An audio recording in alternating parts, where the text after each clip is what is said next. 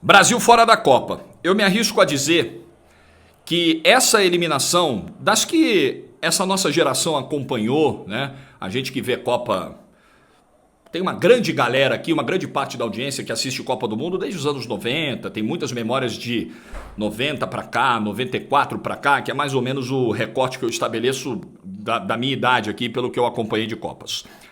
Essa eliminação, ela só é menos pesada que a de 2014, porque o 7-1 ele é um ponto fora da curva, ele é, para mim, um dos maiores, se não o maior vexame da história dos esportes, indo além do futebol.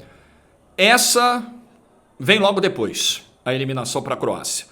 Pelo tamanho do favoritismo do Brasil, pela qualidade do trabalho que foi feito no pré-copa, pela fartura de opções, pelos momentos muito positivos de vários jogadores nos seus respectivos clubes, jogadores que vinham em alta nas suas carreiras, por ter chegado à seleção brasileira sem problemas físicos para a Copa do Mundo, diferentemente, por exemplo, de 2018. Os problemas aconteceram durante a Copa, mas na preparação o Brasil escapou ileso, ao contrário da França, que já chegou na Copa com 7 nomes a menos, alguns titulares, alguns muito importantes.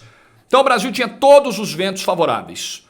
O que não garantia título no Catar, título de Copa do Mundo, algo que a gente sempre dizia. Eu acho que o Brasil não entrou com nenhuma garantia de que seria campeão. Nunca disse isso aqui, mas não imaginava uma queda nas quartas de final. Imaginava que o Brasil faria os 7 jogos, porque o Brasil tinha condições para isso.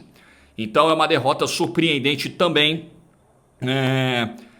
pelo aspecto do adversário. O Brasil não caiu, e era o grande temor de muita gente.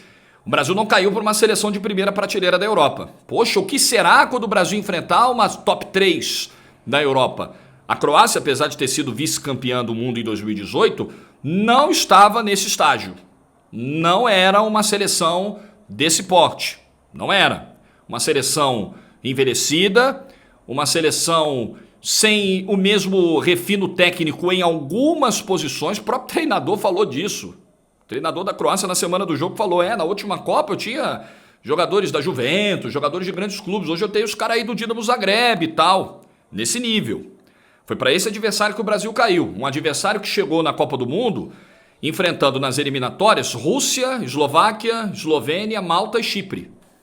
Esse foi o grupo da Croácia, foram esses os 10 jogos que a Croácia fez, 5 em casa e 5 fora contra essas seleções para ser a primeira colocada do grupo e chegar no Mundial do Catar. Alguma diferença muito substancial em relação ao que o Brasil enfrenta na eliminatória da América do Sul? Não. Então é uma queda muito surpreendente do Brasil. Muito. E se você for olhar para as circunstâncias de jogo, as circunstâncias da prorrogação, as circunstâncias em que se deu a reação da Croácia, ainda mais surpreendente. Lembremos que a Croácia jogou no intervalo de 4 dias 2 prorrogações. E o Brasil se deu ao luxo de descansar no segundo tempo contra a Coreia do Sul na segunda-feira. No mesmo dia em que a Croácia jogou 120 minutos e teve que suportar uma disputa de pênaltis contra o Japão, então você tem desgastes físico e mental juntos, o Brasil em 40 minutos resolveu a eliminatória dele contra a Coreia do Sul e deixou o tempo passar no segundo tempo.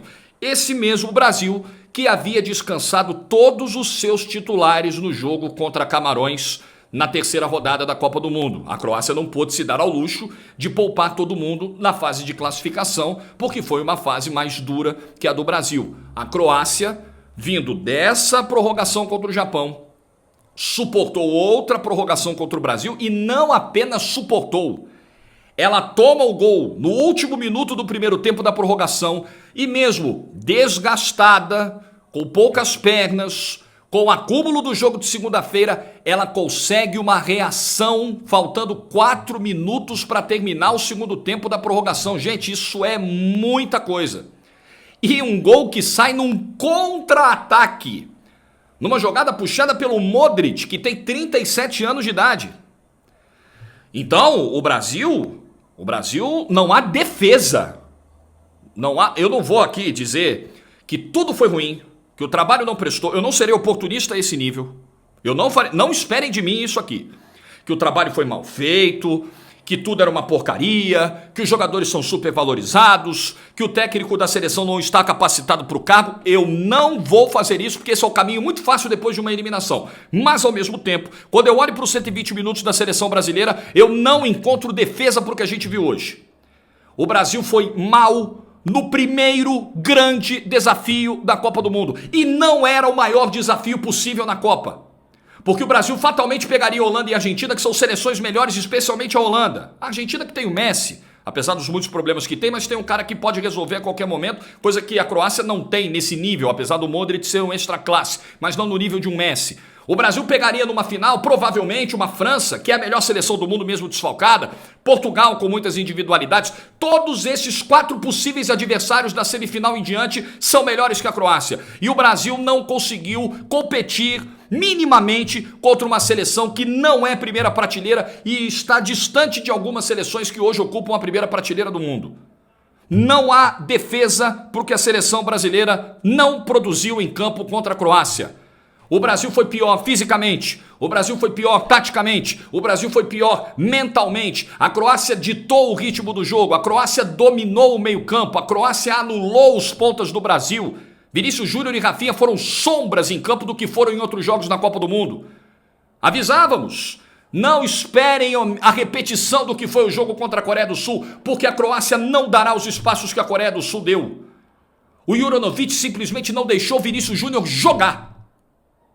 O Rafinha sofreu com a falta de aproximação do Paquetá, é verdade, mas também ofensivamente produziu pouquíssimo, tanto que ele sai no início do segundo tempo.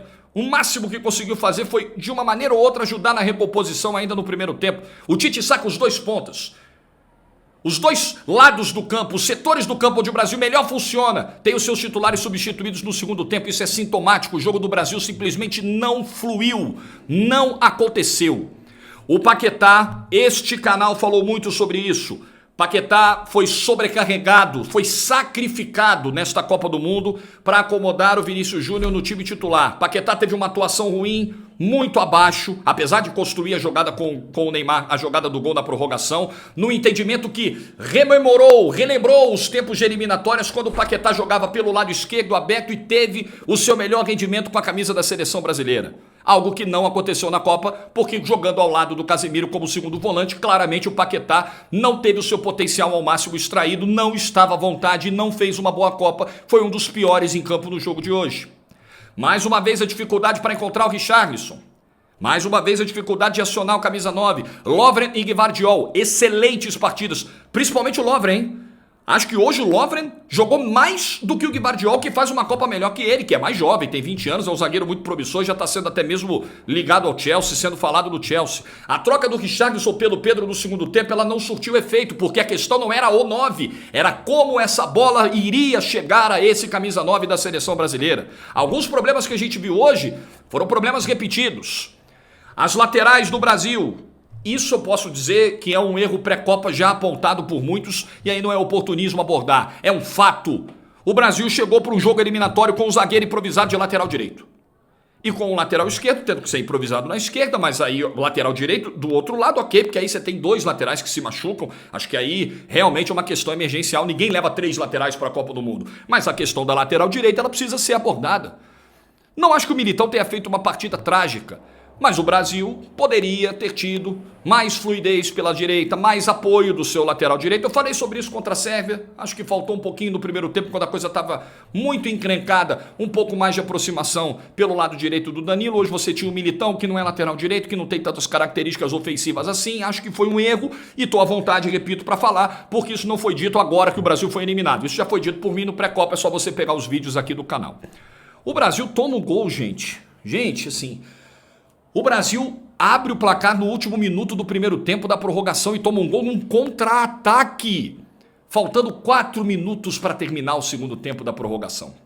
Faltou frieza, a frieza que a Croácia teve várias vezes para desacelerar o jogo, para trocar passes de maneira lenta, e o Brasil muitas vezes não conseguiu fazer essa pressão na posse de bola da Croácia.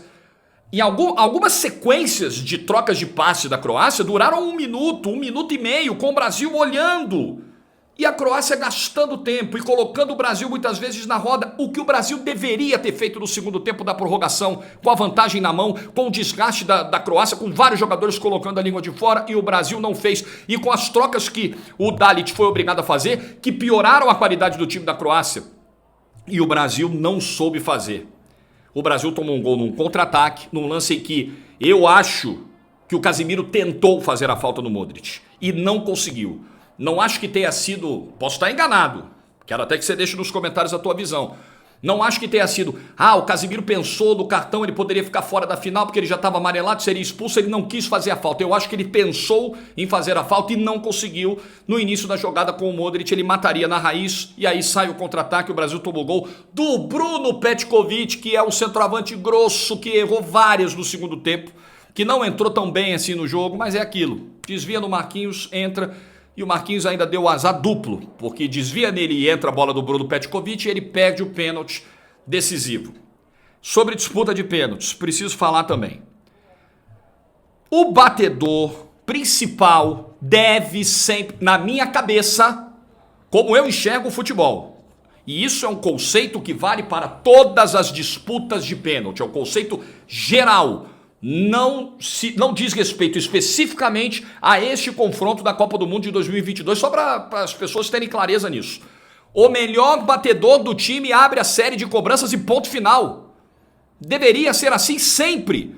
Porque se você deixar o melhor batedor para o quinto pênalti, pode não haver quinto pênalti, mas isso não é novo, isso aí é tão básico, é tão óbvio. Acho um erro você abrir a série de cobranças com o Rodrigo e não com o Neymar. Porque você pode não ter o batedor principal cobrando, como aconteceu, não chegou no quinto pênalti, não chegou no Neymar, e você abrindo a sua série de cobranças, convertendo, o emocional para as cobranças seguintes é outro. Você abre em desvantagem, você já joga uma pressão muito maior do que já seria natural para os batedores que virão a seguir. É um erro de estratégia.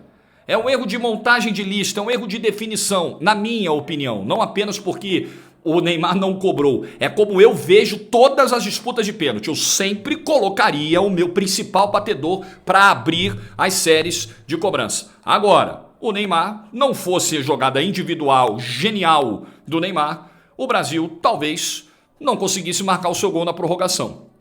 Quem disse para você que a seleção brasileira é pior com o Neymar, quer dizer, que a seleção brasileira pode até melhorar com a ausência do Neymar, como eu já disse em vídeos anteriores, ou não sabe nada, e aí tudo bem, não tem culpa de não saber, ou está mentindo para você, o que eu acho grave. Neymar provou que é o grande nome dessa geração brasileira, que é o grande talento dessa seleção, jogando de falso 9, jogando aberto pela esquerda, jogando como um 10 vindo de trás. É o cara que, quando a coisa está apertada, pode resolver, como ele ia resolvendo o jogo de hoje. Mas acho que fica esse senão de não ter aberto a série de cobranças como deveria abrir hoje. E o Brasil, não só por isso, mas por todos os fatores que eu elenquei aqui no vídeo, acabou sendo eliminado da Copa. É um vídeo ainda muito no calor do jogo. Eu acho que a gente tem muitas coisas para falar ainda sobre o presente e o futuro da seleção brasileira dos vídeos que vem a seguir. Mas para fechar, eu reforço o ponto inicial. É uma eliminação muito dura, é infinitamente pior que a eliminação para a Bélgica. Infinitamente. A Bélgica era uma grande geração, extremamente talentosa, jovem, subestimada por quem não acompanhou futebol, por quem não acompanhou o crescimento daquela geração. Mas não tem tradição. A Croácia tem o quê? Foi uma final de Copa só, mas a Croácia tem o mesmo número de Copas do Mundo que a Bélgica. 0. Só que essa Croácia era uma seleção envelhecida, que não tinha a mesma qualidade que tinha a Bélgica, que não tinha a mesma intensidade que tinha a Bélgica de 2018, e o Brasil chegou em 2022 melhor preparado do que chegou em 2018. Essa derrota é muito pior que a de 2018, é muito pior que a da Holanda em 2010, quando o Dunga morre com uma substituição. É muito pior que a derrota para a França de 2006, talentosíssima do Henry, e o Brasil que teve uma preparação caótica para 2006. E aí, para fechar mesmo, Um assunto que a gente vai ter que abordar em outros vídeos daqui pra frente. Desde 2002, desde a final contra a Alemanha em Yokohama, o Brasil não supera uma seleção europeia em jogo eliminatório de Copa do Mundo. Holanda 2010, 7-1 2014, Holanda da disputa do terceiro lugar em 2014, Bélgica 2018, Croácia 2022. Isso não é coincidência, isso não pode ser tratado como coincidência, isso não pode ser obra do acaso. Alguma coisa essa estatística está dizendo e a gente precisa se debruçar sobre ela e a gente precisa atacar esse problema que existe há tanto tempo e não empurrar para baixo do tapete. Bom, é isso. Deixa o seu like aí no vídeo, comenta o que você achou da eliminação do Brasil. É um vídeo que a gente tá mesmo ali com o ânimo, né, quente, mas é um vídeo de muita decepção de uma seleção que poderia ir muito longe. A Espanha cair. A Espanha é uma seleção muito jovem, é uma seleção preparada talvez para o futuro. A Alemanha cair na primeira fase, a Alemanha tinha problemas, não tinha um camisa 9, um treinador que chegou no meio do ciclo e tal. O Uruguai, nossa, o Uruguai mostrou dentro de campo que não tinha a menor condição mesmo de ir longe. Se chegasse nas oitavas seria um grande lucro. Não houve decepção maior até agora na Copa do Mundo do Catar do que a eliminação da seleção brasileira. Mas disparada, é a grande decepção dessa Copa do Mundo. Um abraço, pessoal.